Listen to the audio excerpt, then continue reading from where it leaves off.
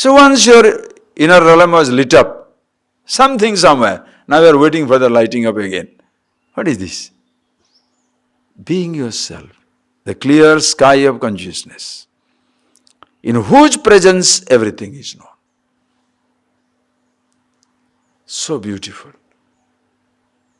And why is it people lose themselves there? We saw in the beginning. Paranchigani Swayambhuvetrunat.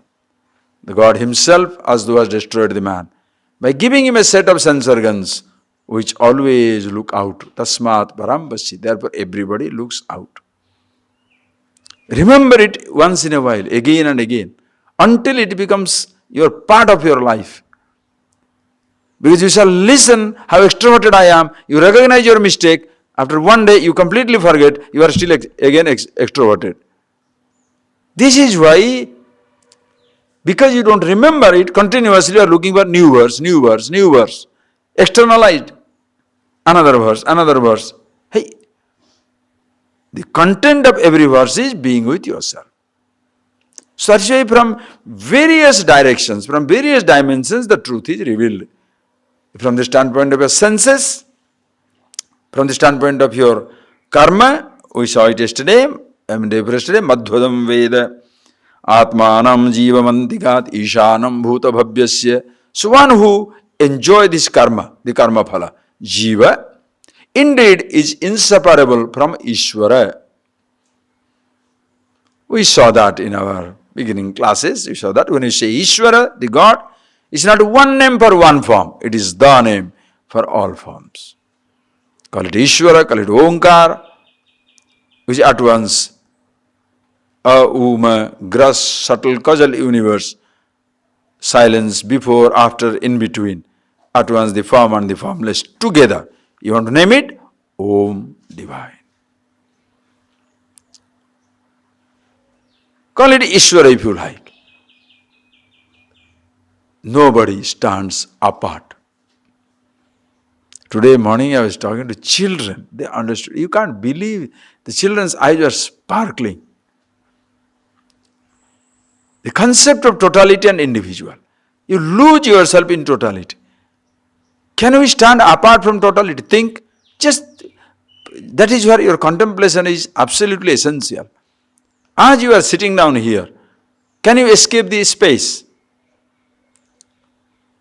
The space is holding us.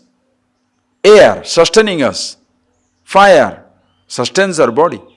Water content, clay, everything is there. As you are walking, it's like you are a little wave of an element in the elemental universe, continuously moving.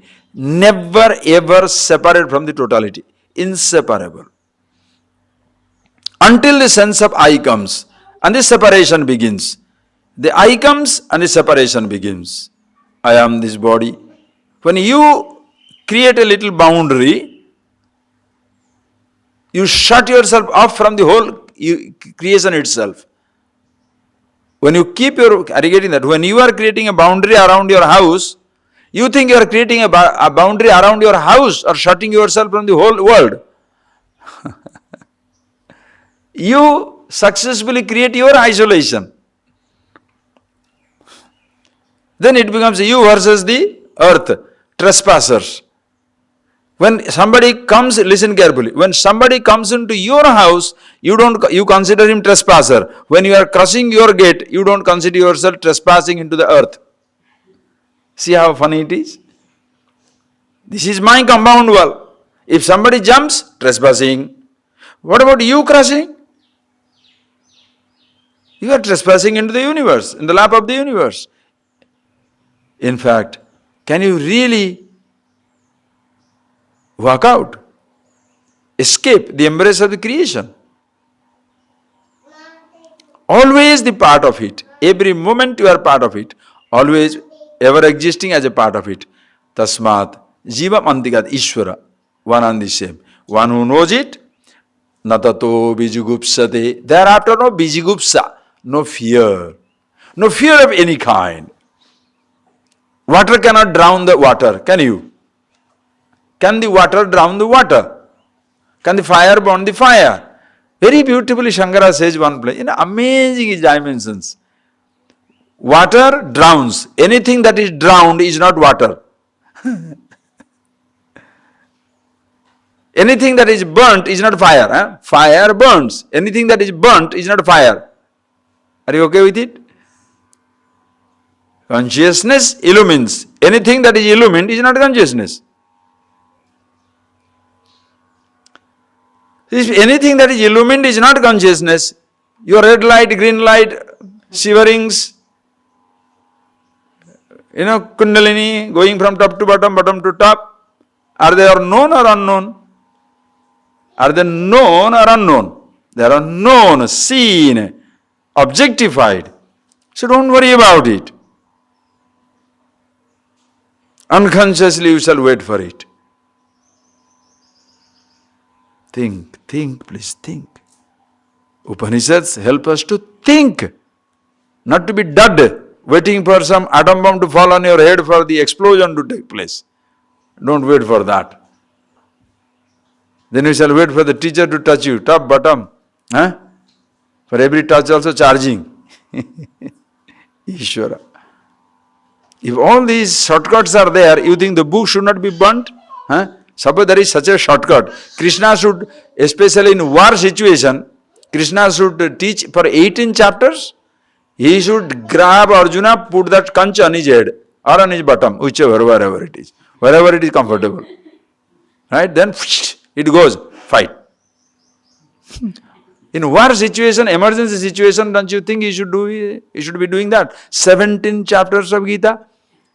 If to read it out, it takes 2.5 hours. That much he must have done. He is not explaining Gita. So 17 chapters, we took 2 years, another 3 years, because dud teaching, dud listening. Therefore 2 years, 3 years, 4 years. As you chant it out, you spoken it out. When you speak it out, the person understands. So 2 hours you can chant the whole thing. 2 hours it takes. How long? Swamiji, 2 hours, 17 chapters he talked. 17 chapters because the dud is explaining, dud is listening, it takes 17 years. But if Krishna is teaching and Arjuna is listening, it takes exactly chanting time. How long it takes to chant the whole thing? Depends how quickly you chant. Suppose you are chanting Om Parthaya, by the time Parthaya is over, the fellow is sleeping, getting up and going. Nonsense. Even a spoken language you speak, how long it takes? I'm not telling a joke, for God's sake, see that. Krishna never promised exotic experience, neither the Upanishads promised any exotic experience. Understanding yourself. Who are you? In whose presence everything is seen. Observe.